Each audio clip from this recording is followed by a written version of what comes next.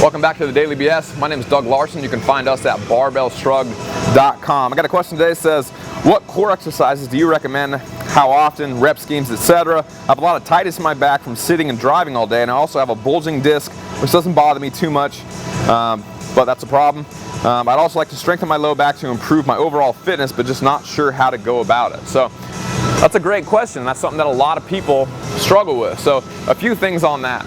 Number one, if you have any low back issues, then you should be doing this all the time no matter what, whether you have a back issue or not, but you're going to have to be extra careful about always keeping a neutral spine. So first of all, when I'm squatting and deadlifting and I bend down, my back should stay straight. As I go down, I don't want to round my back like this. I don't want to move here and get that little bit of a butt wink at the bottom. So if you're a person that has poor mobility in your hips, you're more likely to have your hip stop moving once it reaches the end of its range of motion.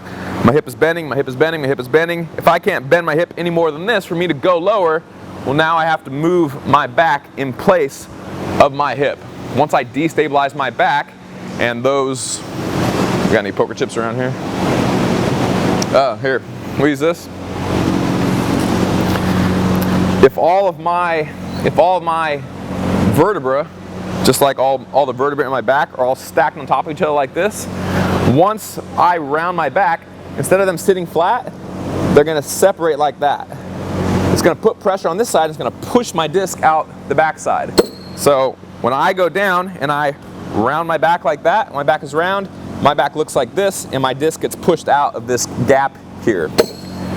Maybe not exactly how it works, but that's the easy way to conceptualize it with that little model. So I never want to round my back is really what I'm saying. I don't want to round my back on squats or deadlifts or Olympic lifts or anything. So if you're a person that goes to get into position on something like a deadlift, I'm going to flip around this way. If you go to get into a position on a deadlift, and instead of being here with a fairly neutral spine, if you go down into position and you have to round your back and you look like this, then you probably want to start with the bar being a little bit higher. You want to set the plates on top of something, whether you put two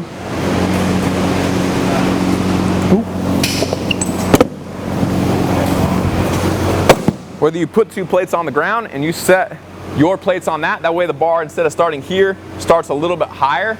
The higher the bar starts, the less likely you are to round your back, and the more likely you are to be able to get into a good position where you're not rounding here at the bottom of the movement.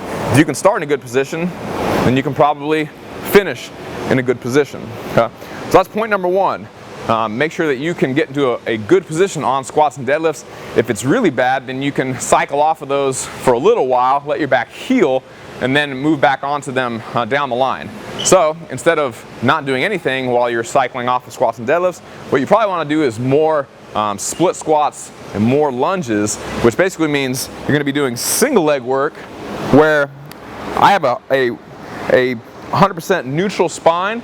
I'm not likely to, I can't even round my back if I tried right now. It's really hard. So if I do lunges, I keep that neutral spine pretty much the whole time. So in addition to keeping a neutral spine the whole time, I'm putting a pretty good load on my legs, but also since I'm kind of in that split stance position, I'm not quite as strong as I am in bilateral squatting type stance. So the load I put on my back is probably going to be less than when I squat and when I deadlift. Okay? So I got less load on my spine, and I'm more likely to stay in a 100% vertical neutral spine the entire time.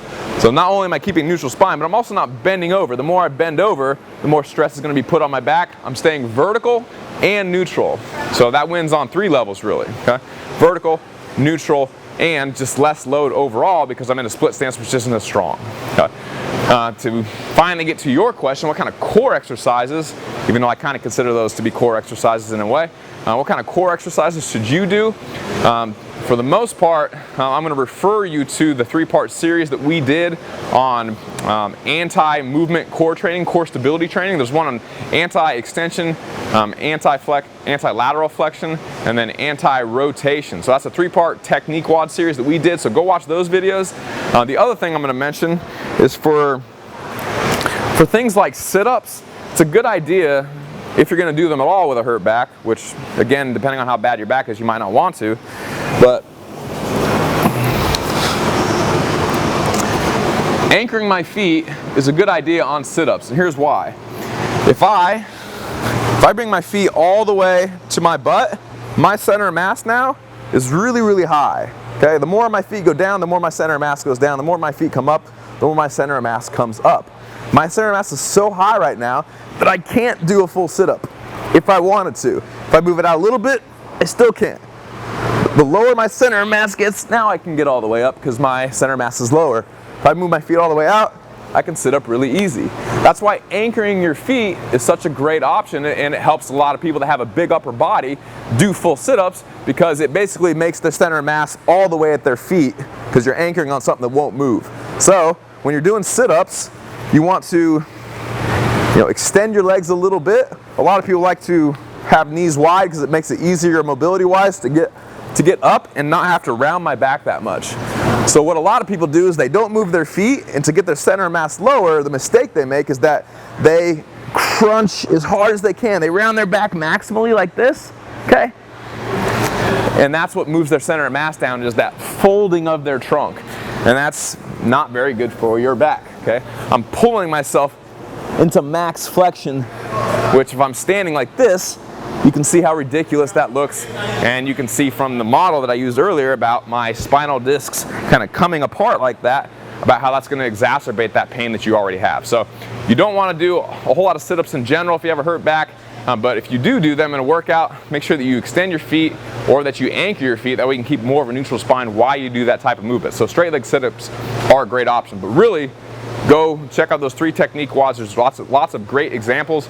We also have technique wads on lunges and split squats, as well as rear foot elevated split squats, which is another great option. That's the one where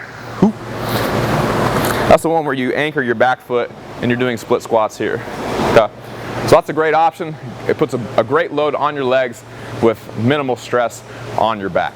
So hope that helps. As far as rep schemes, sets and reps, you can treat that stuff like you treat most exercises. 3 sets of 8 to 15, somewhere in there is going to give you a great benefit. As far as the specifics on that, it's going to depend on your training volume, how your back's feeling, what your goals are, when competitions are coming up. But you could start from a very general sense and say 3 sets of 8 to 15 reps per leg or per movement or whatever. So try that. If you have more questions about it, you can contact us by going to barbellshrug.com and clicking the Ask a Question tab at the top of the screen and filling out that little short survey, or go to Twitter @barbellshrug, send us a tweet, and we can take your question there. Thank you. If you like this video or any of our other videos, make sure to share it on your Facebook wall by clicking share, and then the Facebook icon, and then also like it. Thanks, Shrug Thugs.